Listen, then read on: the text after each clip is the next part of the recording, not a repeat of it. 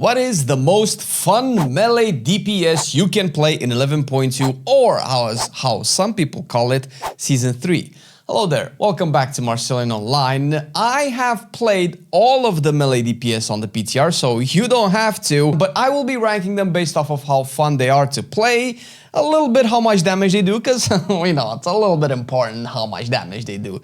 It's a lot for some of them, we'll get to you warriors. And we'll see exactly what ranks the highest in terms of the overall feel in the new season, with reworks and buffs and nerfs more to come, probably. But we're gonna be starting it off right now with Frost DK. And dude, this spec is a banger. Now I'm trying to see, as you can tell, we have like a new layout right here with this tier list made by a very passionate person that loves tier lists and contacted us and gave us this link. Shout out to you, brother.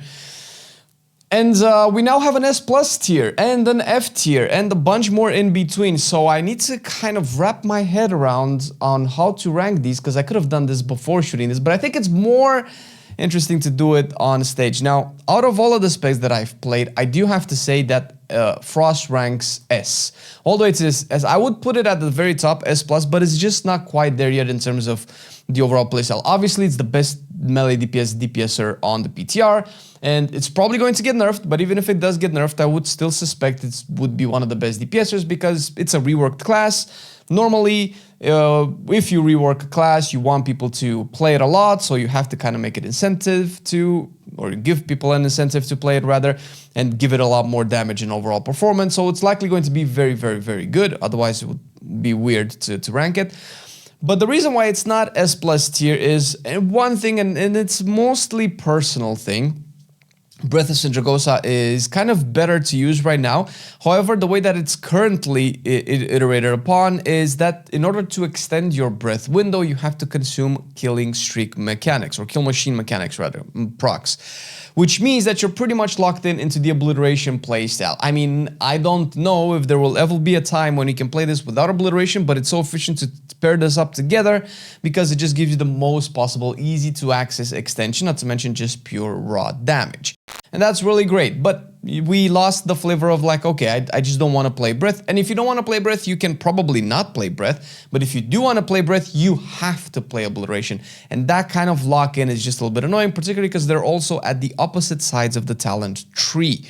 And we've been having a bunch of buffs to Rider of the Apocalypse. That makes me personally excited because I've been playing Deathbringer for almost a whole year now. So maybe we can play Rider of the Apocalypse. That would be nice, wouldn't it? But it's very close. And the fact that you've lost Abomination Limb and the overall DK utility has taken a dip is kind of another reason why I wouldn't put it all the way into S plus tier. Unholy. Now, if you've been watching our channel for the past couple of weeks, you know pretty much our feelings on Unholy, and I cannot not be biased right now, and I understand that a lot of people like it, but this is a crucial point in class development history that we now have a precedent, which is Ret Paladin. I don't like the current version of Unholy for, I think, two main reasons, possibly three. First of all, I don't like it that it's overly simplistic, and this is probably the biggest one. I want WoW to be a little bit less simple. I don't think the Season 1 and Season 2 of War Within Unholy is complex in any way. It has been severely dumbed down since Dragonflight, severely dumbed down since Shadowlands, and even more dumbed down since BFA. In each expansion, it feels like they're stripping away depth for this spec, and it might just become a solitaire game by the end of the World Soul Saga.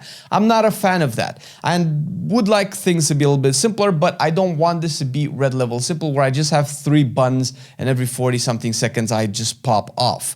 That's one thing. Second thing would be the over insistence of removing Abomination Limb. I'm not a fan of Legion of Souls, which is something that I don't know if the majority of the Death Knight community enjoys at the moment. It was very iconic ability. They gave us that ability in Shadowlands and they took it away, even though they kept us using it for, what, 3 years now, Abomination Limb past Shadowlands, and it just became a staple of the fantasy of Death Knight in general, not just Unholy.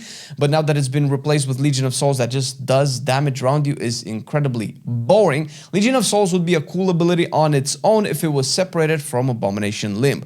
Replacing pets with like an AoE slappy aura would probably satisfy a lot of the players out there that don't particularly like pet classes. But if you don't like pet classes, what are you doing on Unholy? That's my main thing. And probably the third thing would be the overall direction of the design, which kind of includes the first and second point, but the overall direction where they double down on wounds, and not necessarily because I hate wounds. I'm not a big fan of wounds, but I don't mind them as much as some of the community does. But the fact that they're just deliberately going against what the community is feedbacking and asking us for feedback on the spec is just wild to me. Does it even matter if we feedback this class anymore? I don't know. Right now, I am a little bit emotional, a little bit biased, so I'm gonna put this into F tier right now. I'm not a fan of where Unholy DK is going, and it's looking like it's going to turn into a class that I will not be able to enjoy anymore in the future if they keep doubling down on this design choice. I have played Havoc, and I'm conflicted with this one in a different kind of way, because right now I kind of want to put Havoc all the way into S tier. It's missing a little bit. It's not quite there at a Frost DK level, but I really want to put it into S tier. It's really, really fun, and it has a lot of potential in its build that it just keeps getting lost and lost and lost with each PTR. When I last considered maining Havoc was in the 11.1 PTR cycle, when you could play all sorts of cool stuff like Momentum, Essence Break, maybe even Fell Barrage or the new Shattered Destiny. That was really cool, but you don't play these anymore. You haven't played them in Season 2, and I don't think you're going to be playing them in Season 3 from the looks of the current level of the Theory Craft. And those are the coolest things Havoc does. I don't understand. Why are we just not buffing those talents? What's going on? And once again, this is probably going to come off a little bit mean towards the community, but I don't vibe with the overall feedback that people have against Havoc where they don't like Momentum. Okay, I understand why people wouldn't like a playstyle similar to Momentum, or I guess it's Inertia and Exergy right now. But if you don't like those, what are you doing on Havoc? I feel like Havoc is also in the danger of becoming like an Unholy or like a Red class, where things that make it iconic, that make it cool, that give it its flavor are being stripped away because people don't like it. I don't know. I feel like we're trading one part of the community for enjoying the spec for another part of the community that are enjoying the spec, and I feel like Havoc is leaning into that direction with the overemphasis on more passive talents, more passive gameplay that's just very consistent without any kind of, I'm pressing my Essence Break, now it's time to go type moment. Feral Druid is pretty solid. I cannot realistically put it into A tier. I don't have anything bad to say about Feral, but I don't really have anything good to say about Feral either. I like the fantasy of Feral. It would easily be my main DPS class if they could just look at Druid and give it a little bit more of a rework, because Druid over the years have kind of strayed away from the concept of what it actually means to be a druid. I don't really feel like I'm a druid. Whenever I play each individual druid spec, and now that we're talking about Feral, I'm just going to refer to Feral at this point. What's the point in me having a Moonkin form? What's the point in me having a bear form? I can probably shift into bear occasionally for like one big explosion and then just go back into cat, but that's about it. I don't know if this is interesting as far as druid, and I feel like if I would like Feral, I would probably like Rogue more. So that's kind of where Feral is right now. I think Druid as a class just needs a full rework, period. Survival Hunter. Boy, I've tested this yesterday on stream, or let's say 4 or 5 days ago, depending on when you watch this video. And I think I've pretty much made my thoughts clear on this. And it's because of how they're deciding to tune it. And I've basically said the exact same thing in the beta for The War Within, and that was pretty much what the Hunter community was also feedbacking when it came to survival. It has way too many resources, way too many procs, way too many bombs, way too much focus, way too many kill commands, especially if you play pack leader. I think Sentinel is a little bit better in that regard, but it's a little bit boring as well.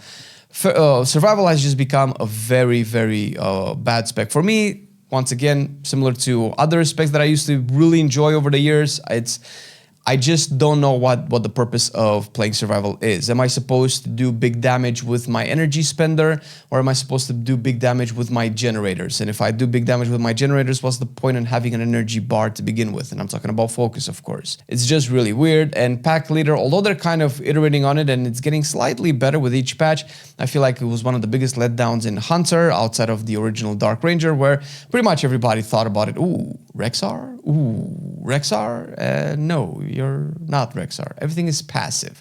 You just press a lot more kill commands, which is your generator.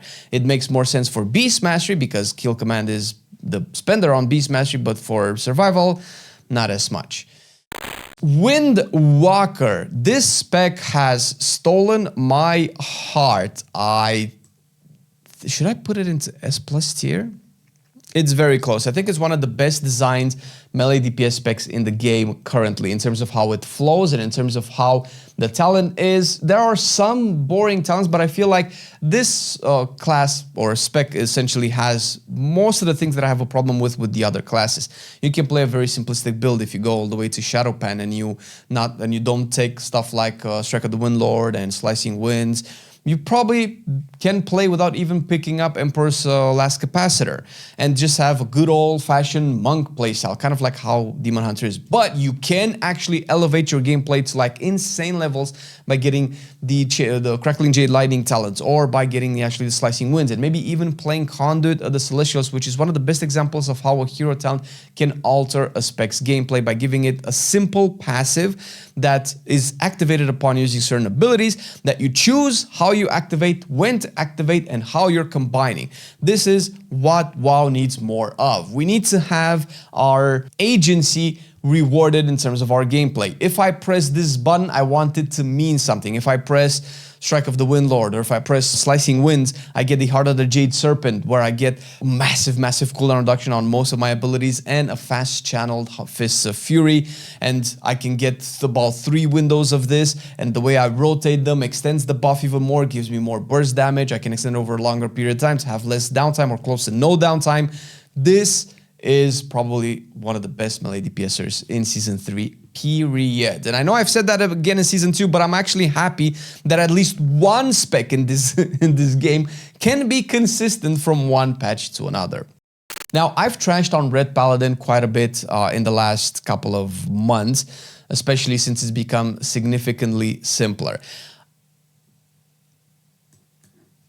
Okay, I am not a big fan of making most of the kit passive, which it kind of is, especially in this season. It is fun. It is done in a fun way, and mostly it's fun because it does a lot of damage, and for some reason it still kind of retains the fantasy of Ret Paladin of being this big Avenger that just burns everybody with holy damage or holy fire around you.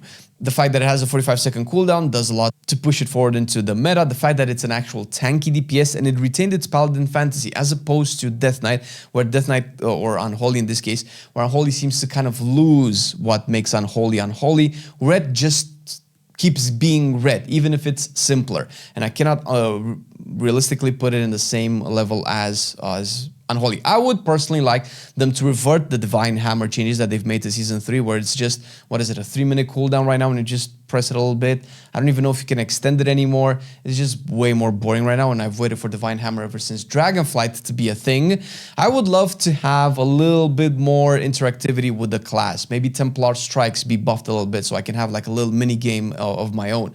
Maybe Execution Sentence made a little bit more impactful so that it matters what abilities I put into it, and it gives me this big burst. Maybe it can be a choice node and make Execution Sentence a 2-minute cooldown, but it hits like a truck instead of a 45 seconds, set it and forget it. Overall, over the course of the fight, is just a very small component of your kit for how impactful visually, at the very least, it is. Rogue. This is very difficult to talk about because Rogue is one of the classes that probably every Rogue main agrees that it needs a rework. There's some funky stuff going on with Rogue, and despite all of that, for me, Rogue is still incredibly fun. There are a couple of things that I'm not enjoying as much as I would love to. I'm gonna put Assassination into A tier first of all, because I'm gonna be talking about Assassination. I feel like Assassination is almost there to being S, maybe even S+ tier, if it had maybe 2 things. One would be Kingsbane be similar to Execution Sentence be a little bit more impactful, because it feels like a boring, passive little ability. You might be able to like play around a little bit, but I feel like the iteration that we had in Dragonflight, which did not make Assassination overpowered though, felt more impactful. Felt like you can snapshot a couple of bleed ticks or poison ticks in this case with Shiv, with Thistle Tea. Jesus, I was gonna say Thistletoe Tea. I was probably thinking about Xalatath, and that felt a little bit fun. It felt like it rewarded your agency and your decision making a little bit more, and it gave you like some big chunky Kingsbane windows. But outside of that, the damage is really nice, and the fact that you have ways to do damage with Caustic Spatter, but also with Crimson Tempest is very satisfying. The other thing would be something with the hero talents. The concept of the Death Stalker is fun. It's pure assassination. It's what you should do. But the fact that the encounters sometimes just make you want to pull your hair out for playing this hero talent is crazy. And I'm talking about encounters where the target of your death mark either dies or becomes immune or disappears in any way, and you somehow lose your mark. Sometimes your target can die and your mark doesn't reset, or at least you don't get the Darkest Night buff so you can reapply your mark again. You have to forcibly go into stealth. The fact that you have to go forcibly into stealth to play this class period is fun, it's flavorful, and I love the fact that it's part of the Rogue kit, particularly for Assassination, though we could argue that Subtlety should have this more than any other Rogue spec. The encounter design just does not facilitate that, and the way that you play, let's say Mythic Plus, because in raids this might not be as big of an issue, you kind of want to chain pull. Your tank will probably not wait for you to go into stealth, and that's just sad, so you're likely not going to have easy access to AoE bleed spread with Indiscriminate Carnage. It's kind of one of the few things that are keeping Assassination from ranking any higher than that, but other than that, it's fantastic. Love it. I was afraid of playing Rogue for about a year and a half because of this next spec. Because this next spec is the spec that got me to fall in love with Rogue, first of all, and got me my first ever 3K IO back in Dragonflight, and the first time that I did very, very high, well, high for me, keys back in Dragonflight as well, and it's just better now. I don't think Outlaw deserves any other spot than S tier, and once again, this is despite the plethora of bugs that it has been plagued with over the last couple of months, and I'm sure that the World has its own set of bugs as well. Despite the hero talents are kind of a set and forget type content that you don't really interact with. At least with Death Stalker, you kind of interact with your mark a little bit, but Fatebound and Trickster is just kind of entirely passive. And I still don't understand what I need to do with Fatebound. I just look at the rotation and it's like, oh, I'm just doing what I normally do anyway. The reworked Killing Spree is very interesting. I like the Reaper from Overwatch style shooting of it. There is something to say about being able to zoom over targets with the old Killing Spree, but it's just not practical. Once again, the class design just did not communicate with the encounter design, and for whatever reason, they couldn't just not decide that you are immune when you do the Killing Spree mechanic, so you don't end up dying in your animation. I digress, that is just really cool. The fact that Outlaw can play Hidden Opportunity, Crackshot, but also keep it rolling with Crackshot and have different styles of playstyles for different types of encounters is very cool. I like a spec that doesn't have dead talents, and Outlaw sure as hell makes it up there. Subtlety. And I said that Outlaw was the one that got me to fall in love with Rogue, but Subtlety kept me engaged, particularly the old version of Subtlety, which now it's just not quite there yet. On one hand, Subtlety turned into a perma cooldowns based DPS spec, which is very fun, kind of like Ret in a way, where you have so many shadow dances that you constantly can rotate around, and the tier sets definitely facilitate that. It's a little bit weird that with Subtlety, you don't really have that many stealth mechanics as you do with Outlaw, and Assassination is weird. Both of those other specs interact with Vanish way more than Subtlety does, probably because Shadow Dust talent that we had in Dragonflight that reduced your cooldown by 30 seconds whenever you pressed Vanish has gone away, taking a big reason away from you having to use Vanish, and the fact that just pressing Shadow Dance gives you all of your stealth necessity and abilities is just enough. That's fine in a practical sense, but in a thematical sense, not as much. Other than that, Subtlety is almost there. It's been creeping up in terms of overall damage. The fact that Black Powder is not a fully dead ability, but it does need a little bit buff is fine, honestly, and Secret Technique is still the most satisfying button to press. If you want to design a spec that builds either resources, momentum, cooldowns, or whatever you want to call it, up to a big finishing moment, there's, I think, no other ability in the game to this day that's more satisfying to press than Secret Technique. It is the payoff of all payoff. It is the culminating apex of what you want in a rotation of a spec, as opposed to survival, where you're working towards a big moment and that moment comes and you press Secret Technique and all hell breaks loose with one ability. We need more of that. We need more of Subtlety. Enhancement Shaman has had probably its best expansion this time around, and I don't think it changes. The complexity of Stormbringer and Totemic kind of went on a roller coaster over this expansion, and that implied a little bit into, or that extended rather, into its gameplay as well. I think Enhancement is in a good spot in terms of fun. I think it's more intuitive and it's less contrived when it comes to its gameplay and its talents, although it is one of the most complicated specs in the game, side by side with Outlaw. Some would say even more complex than Outlaw. For me, Outlaw is just a little bit harder to play than Enhancement, so I cannot really agree to that. But it doesn't really matter because it is actually fun. One thing that probably keeps Enhancement from being higher on this list, at least for me, is the fact that it's this squishy. It is ungodly squishy. Bro, I don't know who designs Enhancement defensives and also plays World of Warcraft at the same time, but I'm here to tell you a big secret. Stone Bulwark Totem is not a defensive. What is that, a 2-3 minute cooldown that gives you an absorb shield? That's what, is it less than a healing potion? Really now? Bro, I play Brewmaster as a spec and I use Celestial Brew as an absorb, as a tank, and it absorbs for more than Stone Bulwark Totem, and I can do this like every 20 seconds or something. This is a 3 minute cooldown. Sure, I'm a tank as Brewmaster, but this is a 3 minute cooldown, dude. 3 minute cooldown, and that's it. This is not a cooldown. I'm sorry. And Astral Shift is good, but that's about it. Nobody uses Earth Elemental for the defensives. It's very expensive. You can and you might use it, but if it does end up pulling Taunt, specifically Mythic Plus, where you might have more of these issues creep up, it will just die from just the aggro that it generates and you will not get the defensive benefits. It would be wonderful if these could be choice nodes, because once again, we're kind of tying an ability that has a very strong utility case to a very strong survivability case, or rather a DPS, but this time is survivability. Either Earth Elemental gives you tankiness by the sheer fact that it exists, and it gives you HP and I don't know, whatever else it does. I think that's about it. Or it taunts everything around you, because you're never going to want to use it for the taunt, or if you have to use it for the taunt, you're down a defensive cooldown. And I think this is a criminal case when pretty much everything else that Enhancement does is almost top tier.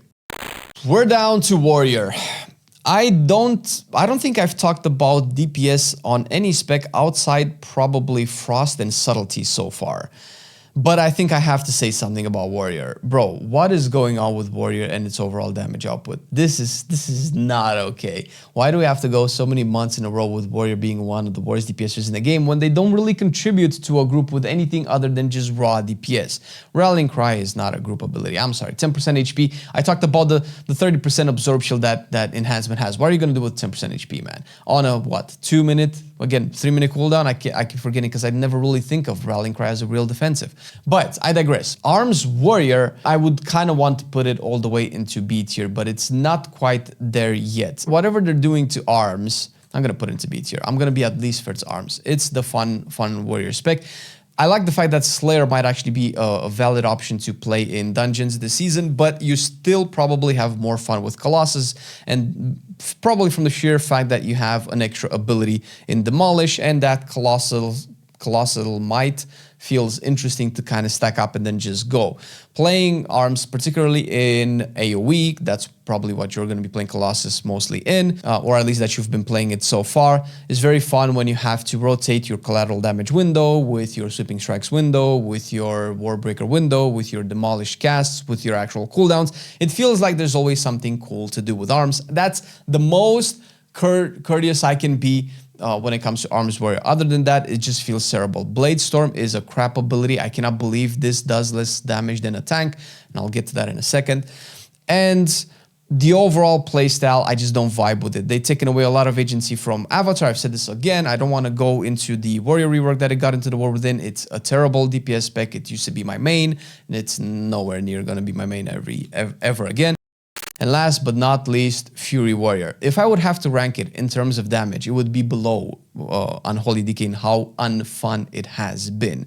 This is not okay for a spec to have this many damage issues when it's the, oh, you can use two-hander weapons and you do tank level damage. I know this is just PTR, and obviously they're gonna buff it. It's not gonna make it to live this way, but the way that Fury has been treated this expansion just does not give me hope for it, even though I try to be very balanced in my opinions. The fact that it's been nerfed in the first season of The War Within because of pad damage on some ads, and then it has been one of the worst raid specs in the game, did not feel good. Not to look at, and most likely not for the actual Fury Warrior mains that we're playing at the time. The fact that it's AoE capped and it's losing in 5 targets to specs like Frost DK that can go all the way higher, or Ret Paladins, or Balance Druids, or Mages that can hit up to like 8, 20 targets. It is unreal. The fact that Slayer in AoE, particularly for Fury, but also for Arms as well, is a dead hero talent is unacceptable. Dude, I've played Slayer on the PTR. I've tried it with Odin's Fury and without, I think. And whenever I'm in my Bladestorm window, which is the cornerstone of Slayer, I get out DPS'd by the tank. Once again, numbers are subject to change, but it just doesn't feel good. And even if Fury Warrior is going to get buffed, it's not going to get like 100% buff on his Bladestorm. It's going to get like an overall aura buff, a little bit of buffs to every ability. And if that ends up the case, Bladestorm is still one of the weakest AoE abilities that I have. And also, what's the deal with Bloodthirst doing more damage than Execute and then Rampage? It is a generator. It's once again the same issues that Survival has. How is a generator hitting harder than the spenders? What's the point in me even spending rage if I'm just gonna Bloodthirst for more damage? That's mostly to do with this season, but it doesn't feel like it's going away in Season 3 either. So I'm just confused, man. I'm just confused over some of these specs. This is one of the season where there are a lot of winners and a lot of losers and very little in between. I don't think we've ever had a fun tier list this divided or bipolar ever before. So take your pick. Maybe you agree, maybe you don't agree. What would be your most fun DPS spec? Let us know in the comment section down below, and make sure to check this video out, because if I haven't played Windwalker enough, you need to know why Monk as a whole class is probably the best class for you to main in Season 3. For now, at the very least. Right here.